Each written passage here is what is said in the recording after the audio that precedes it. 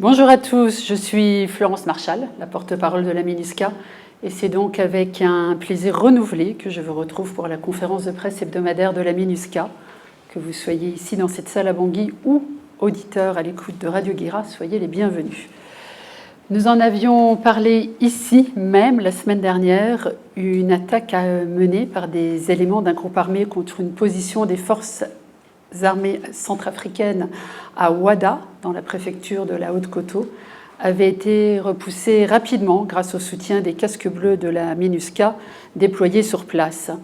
À la suite de cet incident, la mission a poursuivi ses patrouilles dans la ville et le long de l'axe Ouanda-Djalé.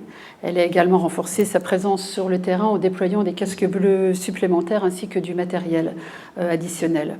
3 jours plus tard, donc samedi dernier, une délégation conjointe de la MINUSCA et des autorités centrafricaines s'est rendue à Ouada pour rencontrer la population locale. Lors de cette visite, le gouverneur de la région de Fertit a tenu une réunion publique au cours de laquelle il a exprimé sa gratitude à la force de la MINUSCA pour son intervention rapide. Il a aussi rassuré la population du soutien du gouvernement. Un soutien également exprimé par le chef de bureau par intérim de la MINUSCA, Bria, qui a réaffirmé l'engagement de la mission à protéger les civils, tout en soulignant l'importance pour les communautés de partager le plus rapidement possible l'information afin de pouvoir renforcer leur sécurité. Direction maintenant la préfecture de Louam-Fafa et plus précisément la commune de Bédé dans la zone de Kambakota, où une autre délégation conjointe réunissant la MINUSCA, les autorités locales et les agences humanitaires s'est rendue en mission la semaine dernière. Une visite historique, puisqu'il s'agissait d'une première en 10 ans dans cette région où l'accès par la route reste particulièrement difficile.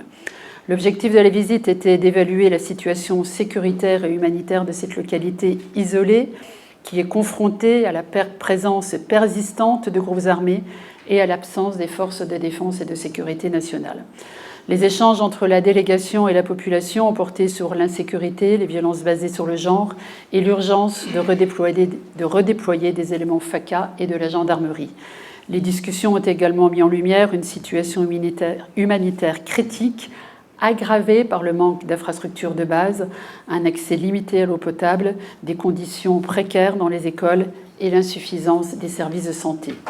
La MINUSCA a réaffirmé son engagement à renforcer la protection des civils et à appuyer les autorités dans le rétablissement de l'autorité de l'État. Selon le maire, la population totale de la commune de Bédé est estimée à 48 865 habitants. Une personne suspectée d'avoir participé à l'attaque par des groupes armés d'une patrouille de la MINUSCA le 28 mars dernier à Taban, dans la préfecture du Omboumou, et d'avoir tué notre soldat de la paix kényan, a été arrêtée et transférée à la justice ici à Bangui la semaine dernière. La MINUSCA appelle les autorités centrafricaines à poursuivre ses efforts pour identifier les auteurs de ces actes ignobles afin qu'ils puissent être rapidement traduits devant la justice. Vous le savez, les attaques contre les casques bleus des Nations Unies, comme celle du 28 mars dernier, peuvent constituer des crimes de guerre au regard du droit international.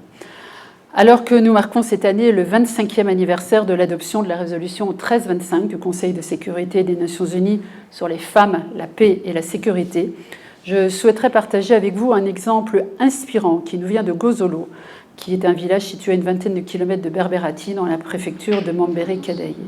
Le 16 mai dernier, une équipe de la MINUSCA s'est rendue sur place pour échanger avec une dizaine de femmes sur leur rôle dans la gestion des conflits entre éleveurs et agriculteurs, un problème récurrent dans le village, notamment en raison du non-respect des limites de terre et d'un déficit de dialogue entre les parties prenantes.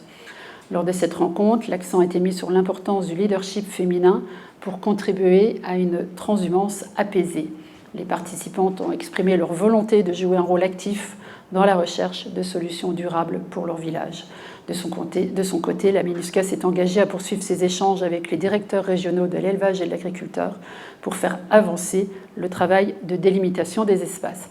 Pour rappel, la résolution 1325 promeut la participation pleine, égale et effective des femmes dans les efforts de prévention des conflits, de rétablissement de la paix et de consolidation de la paix.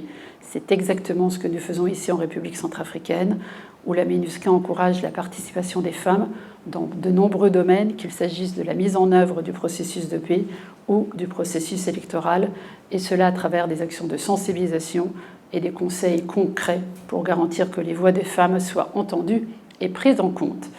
Et puis, pour finir, et comme promis, je reviens sur la douloureuse question du manque de cimetières à Bangui qui a été soulevée la semaine dernière par Radio Ndikiluka. La MINUSCA continue de suivre ce dossier de près en multipliant les démarches et les initiatives afin d'identifier de nouveaux sites. Hier, nous avons rencontré le gouverneur qui nous indiquait que 3 sites avaient été retenus et qu'il avait instruit le sous-préfet d'organiser une réunion avec nos équipes pour faire avancer le processus. Par ailleurs, il est prévu, en concertation avec le ministère de l'Administration du Territoire, d'organiser prochainement une journée de réflexion et d'appui aux initiatives locales de relance du projet de création du cimetière de Louga à Sakaï dans Bimbo. Donc vous le voyez, la MINUSCA reste pleinement mobilisée pour accompagner les autorités centrafricaines afin de résoudre cette situation.